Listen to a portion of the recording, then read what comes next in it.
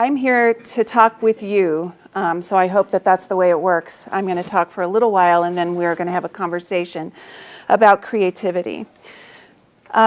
So, creativity as a value term has had a bit of a renaissance in work life in particular. Like innovation, we invoke creativity when we think of things like problem solving, or when we're involved in a project that requires us to galvanize our collective abilities to grow or address changes in flexible and dynamic ways. So I'm going to give you a couple of for instances from some philosophy about group creativity. Jack Goncalves writes in his preface to a book, it's a edited collection of essays, what are we talking about when we talk about creativity? Group creativity is a multifaceted, multi-stage phenomenon.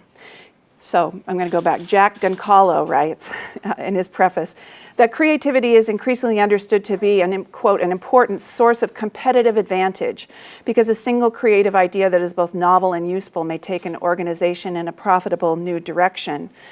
And we find ourselves talking about creative industries or even creatives, i.e. people who work in creative industries. We talk about the rise of the creative classes, to cite the title of Richard Florida's recent book. I just wanted to point out to you that almost everybody who's writing about creativity these days uses that formulation from what we talk about when we talk about love. The writer named Raymond Carver, thank you. Oh my gosh. Okay. So everybody uses that formulation. That's from 3 different articles. I'm speaking anecdotally, so you can resist the notion, if you will, that creativity as an idea and a value is having a heyday in organizational theory. But I'll suggest that when a term comes into wider circulation like this, circulating in new domains and fairly rapidly becoming ubiquitous, we can expect a fair amount of slippage in the discourse and what I'm starting to think of as the everything is everything phenomenon, to quote the estimable Lauren Hill. We experience a kind of definitional bloom. So Gottfried Wagner, or Wagner, he's German and European, so it's probably Wagner, in a talk called Against the Fetishizing of Creativity, given at the Forum for Creative Europe in 2009, argues that creativity is a beloved non-word, an almost messianic formulation. It's one of those public screens onto which everyone can project almost everything. It's a term coined to offer hope and positive expectation, a catchword to employers and a must in job application letters, invoking it as de rigueur for alternative minds rebelling against bourgeois virtues. You can tell that's a European there. He also suggests that creative industries are heralded for creating a positive something out of virtually nothing. I don't know if that rings any bells for anybody.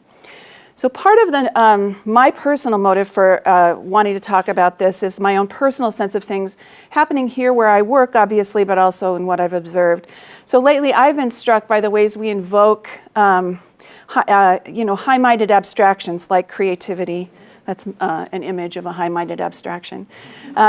As we select, define, and seek to exemplify values, and our difficulty in naming what a value actually looks like, behaves like, how to cultivate it, or even to note when it is decisively occurring. So this, I realize, happened in doing an assessment. You may remember that creativity is one of the outcomes that we seek to find evidence of in our students' learning. And we did a big assessment project, a multi-state collaborative project, and we recognized at the end of it that we didn't know how to score for creativity. Here's another anecdote. I remember back when I sort of first started working at Salt Lake Community College, and Mike Leavitt was the governor then. Yeah, anyway, close to then. And I remember he was talking about his vision for higher education. This was at the beginning of the Western Governors University. I remember having an almost visceral, gut-level, alchemical failed reaction. I thought to myself, that word, vision, in the mouth of a politician equals the alchemical failure of something turning to lead. So I'm at that point almost with the word innovation, and almost with creativity. And I think maybe some of you may experience the same thing. You use it in enough weird contexts, all of a sudden you don't even know what it means anymore. Plus, we sometimes brandish our values at each other and define a thing as, say, for instance, student-centered, and play the value card, effectively rendering the thing itself more difficult to criticize. So I want to think about how we talk about and think about creativity so that we can perhaps know what we mean when we say that something or someone is creative, so that word can have more meaning for us. To do this, I have thought of 4 metaphors. I tried to think of a better way to say that, but I just thought of them. I thought of them when I was walking from the library to this building. And I think they might help us to imagine different ways that creativity sort of circulates in our collective discourse. So I've sequenced them, but I don't mean by this sequence to imply that there's a triumphal arrangement, that I'm arriving at the best one last. All of them, I think, offer us a different perspective on creativity, a different aspect, and I hope that as we talk together, by which I mean as I talk to you and then later you talk back, we can come up with more. So, fire, an idea, a fresh inspiration, a spark. Incendiary, that's by definition. It is incitement to creation. I want to use the myth of Prometheus, the trickster titan, who cheated Zeus and brought back fire to humankind as a way of talking about this. Prometheus was a very important figure for the Romantics, both all the European Romantics, but especially the Brits. Keats and Shelley wrote poems about Prometheus, and Byron and Goethe as well, based on the Prometheus myth. By bringing fire back to human beings, Prometheus is understood to have freed them, to have made them no longer slaves to the gods. And so fire is a liberator in that sense. So I'm asking you to keep on making that metaphoric connection, fire as creativity. This suggests, I think, something of the ways that creativity can be understood to be threatening to order. Not that the Greek gods were such great orderers, or more strewers of chaos. Okay, so Hesiod in the Theogony talks about Prometheus. By the way, I'm not a scholar. I got this little summary from Wikipedia like anybody would. Okay. But anyway, so Prometheus. Prometheus performed a trick on Zeus. So every year, human beings were supposed to sacrifice an animal and give the meat to Zeus. So what happened is that Prometheus took the offering and just took the bones and the fat and made it look good and said, you can choose either this ugly, unattractive meat, or you can take this glistening, shiny, I don't know, doesn't that sound gross?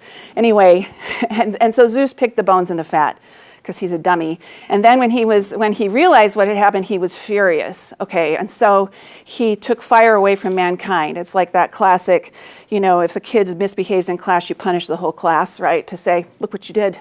Okay, so then, of course, Prometheus, because he's not just some guy, he's a titan. He goes and he gets fire from the sun, in some versions from the sun, and he brings it back and gives it to human beings. So, right, a hero. And here he is chained to a rock, having his liver picked out by an eagle, because that was his punishment. Okay, so the spark or the flame, the light, the heat, just quoting Peter Gabriel there, as the instantiator of human creativity and thriving, withheld by the gods and stolen to restore it. If it's not lawless, then at least it's contested.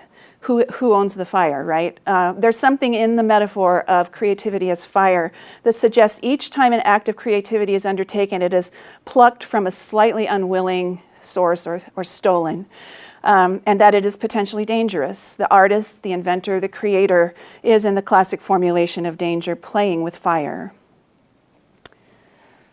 Second metaphor is the cell, as in the monastic cell, the cloister, the garret, or in a more sort of prosaic instantiation, the studio.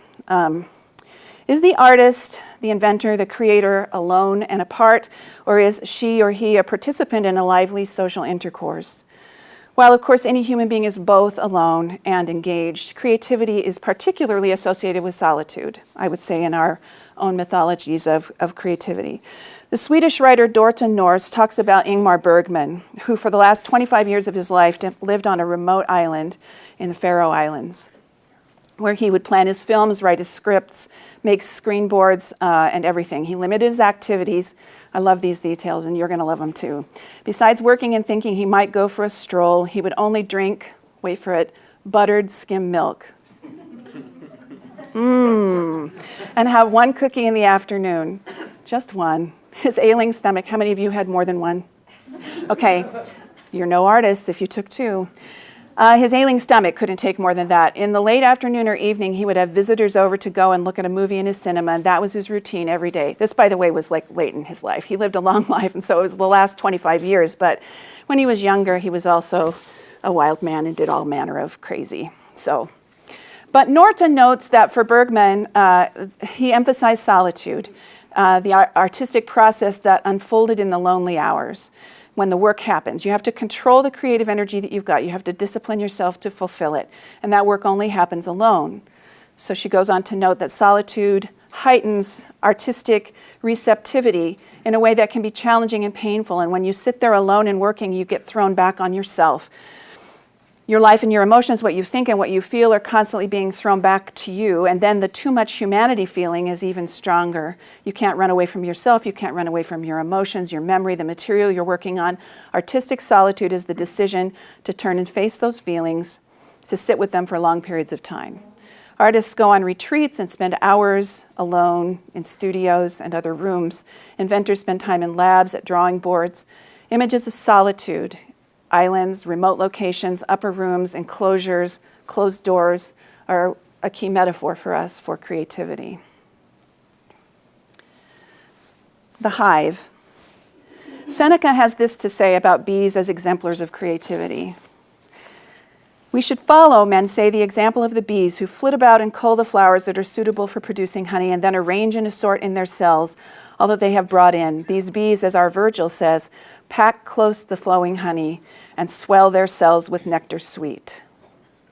We also, I say, ought to copy these bees and sift whatever we have gathered from a varied course of reading, for such things are better preserved if they are kept separate. Then, by applying the supervising care with which our nature has endowed us, in other words, our natural gifts, we should so blend those several flavors into one delicious compound that even though it betrays its origin, yet it nevertheless is clearly a different thing from that whence it came. So this is obviously a metaphor for artistic creation in the hive. Peter Gluer, in his book Cool Farming, talks about what he calls swarm creativity. So he's talking about that sort of collective endeavor, bees working together. No one bee makes honey, right? It's everybody, all in. All the bees are in. Okay, he says the creator of the new swarm is a queen bee setting out to create a new hive. Once the swarm has left the hive by following the queen, temporarily settles on a branch clustered around the queen. Then it sends out scouts. The scouts are equivalent of collaborative innovation networks. The bees are like innovators. They need to convince their sisters back in the swarm of the merits of the new location, so they do the waggle dance that you've probably heard of, where this is how they communicate with each other. I'm not going to imitate it. Feel free to stand up if you would like to do a waggle dance. The bee whose waggle dance is the most convincing will slowly but steadily grow her following. Other bees will pick up her waggle dancing and pass on the location to other waggle dancers, etc. So this is like the idea of the hive, of people working together to produce something, is another metaphor that I think that we use, especially when we work in organizations, for creativity. Hives are collaboratives. They're highly organized. They have specialists who do precisely what they're supposed to do. Hives are models of productivity, but also, Gluer argues, they're models of innovation and of communication. This is an image taken by a photographer called Hive Mind, which is also one of the things maybe that's a little cautionary about hives as a metaphor, that you don't think new things. Peter Gluer doesn't say that's true.